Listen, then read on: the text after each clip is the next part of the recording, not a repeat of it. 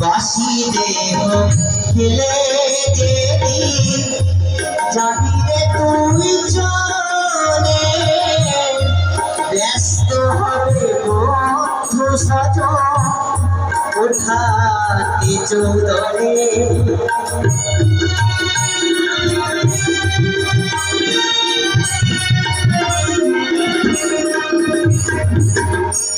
সাধের দেহ খেলে যেদিন যাবি রে তুই চলে ব্যস্ত হবে বন্ধু সজন উঠাতে চৌদরে সপ্তজন শেষ হবে তো